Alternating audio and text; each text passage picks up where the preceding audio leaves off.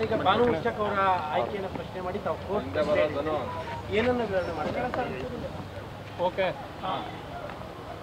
ಈ ಬಾರಿಯ ಸಾಂಪ್ರದಾಯಿಕ ದಸರಾ ಉದ್ಘಾಟನೆಗೆ ಬಾನು ಮುಷ್ತಾಕ್ ಅವರ ಹೆಸರನ್ನು ಮಾನ್ಯ ಮುಖ್ಯಮಂತ್ರಿಗಳು ತೀರ್ಮಾನ ಮಾಡಿದ ದಿನವೇ ನಾನು ಪತ್ರಿಕಾ ಹೇಳಿಕೆಯನ್ನು ಕೊಟ್ಟು ನನ್ನ ಆತಂಕಗಳನ್ನು ಬಹಳ ಸ್ಪಷ್ಟವಾಗಿ ನಾನು ಹೇಳಿದ್ದೀನಿ.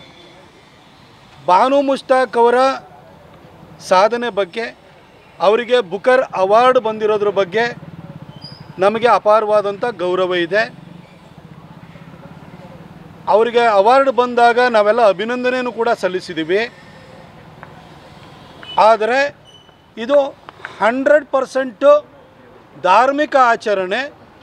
ಈ ಧಾರ್ಮಿಕ ಆಚರಣೆಗೆ ನಮ್ಮ ಧರ್ಮದ ದೇವತೆಗಳ ಬಗ್ಗೆ, ಆಚರಣೆ ಬಗ್ಗೆ ಅಬದ್ಧ ಭಾವನೆಯನ್ನು ಇಟ್ಕೊಂಡಿರುವಂತಹ ಬಾನು ಮುಷ್ತಾಕ್ ಅವರನ್ನು ಕರೆಯುವಂಥದ್ದು ಎಷ್ಟು ಸರಿ ಅಂತ ಹೇಳಿ ನಾನು ಪ್ರಶ್ನೆಯನ್ನು ಮಾಡಿದ್ದೆ.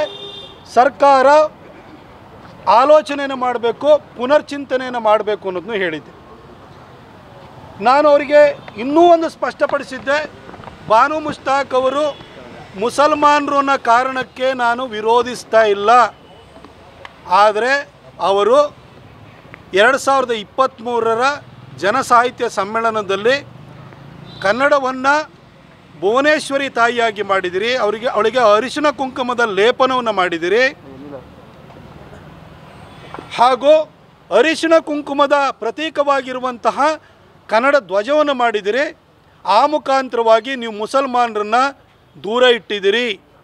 ನಮ್ಮ ನಂಬಿಕೆ ಬೇರೆ, ನಮ್ಮ ನಂಬಿಕೆಗೆ ತದ್ವಿರುದ್ಧವಾಗಿ ನೀವು ಕನ್ನಡವನ್ನು ಭುವನೇಶ್ವರಿ ತಾಯಿಯಾಗಿ ಮಾಡಿ ಅರಿಶಿನ ಕುಂಕುಮವನ್ನು ಲೇಪನವನ್ನು ಮಾಡಿ ನಮ್ಮನ್ನು ಹೊರಗಿಟ್ಟಿದ್ದೀರಿ ಅಂತ ಹೇಳಿದರೆ, ಅವರಿಗೆ ಹಿಂದೂ ಆಚರಣೆಗಳ ಬಗ್ಗೆ, ಹಿಂದೂ ದೇವತೆಗಳ ಬಗ್ಗೆ ಇಷ್ಟೊಂದು ಅಬದ್ಧ ಭಾವನೆ ಇರೋದ್ರಿಂದ, ಅಪತ್ಯತೆ ಇರೋದ್ರಿಂದ ಅವರನ್ನು ಕರೆಯೋದ್ರ ಬಗ್ಗೆ ಯೋಚನೆ ಮಾಡಿ ಅನ್ನೋದ್ರ ಬಗ್ಗೆ ನಾನು ಭಾಳ ಸ್ಪೆಸಿಫಿಕ್ಕಾಗಿ ಹೇಳಿದ್ದೀನಿ.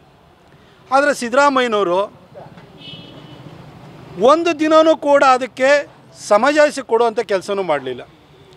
ಹಾಗೆ ನಿಸಾರ್ ಅಹಮದ್ ಅವ್ರನ್ನ ಹೆಸರನ್ನ ಎಳೆತಂದರು. ನಿಸಾರ್ ಅಹಮದ್ ಅವ್ರನ್ನ ನಿತ್ಯೋತ್ಸವ ಇರ್ಬೋದು, ಬೆಣ್ಣೆಕದ್ದ ಕೃಷ್ಣ ಅಂತ ಅವ್ರು ಬರೆದಿರೋವಂಥದ್ದು ಇರ್ಬೋದು, ಈ ಕರ್ನಾಟಕವನ್ನು ತಾಯಿ ಭುವನೇಶ್ವರಿಯಾಗಿ ಅವರು ನಿತ್ಯೋತ್ಸವ, ತಾಯೇ ನಿನಗೆ ನಿತ್ಯೋತ್ಸವ ಅಂತ ಬರೆದಿರುವಂಥ ಕವಿತೆನೇ ಇರ್ಬೋದು, ಎಲ್ಲದನ್ನು ಕೂಡ ನಾವು ಸ್ಪಷ್ಟವಾಗಿ ಆಧಾರ ಸಮೇತವಾಗಿ ಹೇಳಿದ್ವಿ.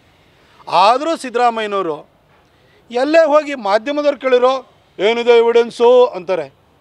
ಅಲ್ಲ ಸರ್, ಜನಸಾಹಿತ್ಯ ಸಮ್ಮೇಳನದಲ್ಲಿ ಅವ್ರು ಮಾಡಿರುವಂತಹ ಭಾಷಣ ಏನಿದೆಯಲ್ಲ, ಆಡಿರುವ ಮಾತುಗಳಿಗಿಂತ ನಿಮಗೆ ಇನ್ನೇನಾರು ಎವಿಡೆನ್ಸ್ ಬೇಕಾ? ಆಯಿತು, ಸಿದ್ದರಾಮಯ್ಯನವ್ರನ್ನ ಬದಿಗಿಡಿ.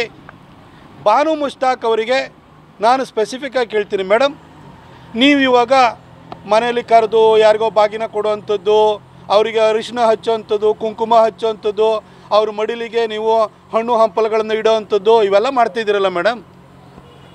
ನೀವು 2023 ಜನಸಾಹಿತ್ಯ ಸಮ್ಮೇಳನದಲ್ಲಿ ಭುವನೇಶ್ವರಿ ತಾಯಿಯ ಬಗ್ಗೆ, ಅರಿಶಿನ ಕುಂಕುಮದ ಪ್ರತೀಕವಾಗಿರುವಂಥ ನಮ್ಮ ಕನ್ನಡ ಬಾವುಟದ ಬಗ್ಗೆ ಮಾಡಿರುವ ಭಾಷಣ, ಆಡಿರುವಂಥ ಮಾತುಗಳು ತಪ್ಪಾಗಿದೆ ಅಂತ ಕ್ಷಮೆಯಾಚನೆ ಮಾಡಿದ್ರೆ ಮೇಡಮ್. ನೀವು ಕ್ಷಮೆಯಾಚನೆಯನ್ನು ಮಾಡಿದ್ದಿದ್ರೆ ಖಂಡಿತ ನಾನು ಕೋರ್ಟಿಗೆ ಹೋಗ್ತಾ ಇರಲಿಲ್ಲ.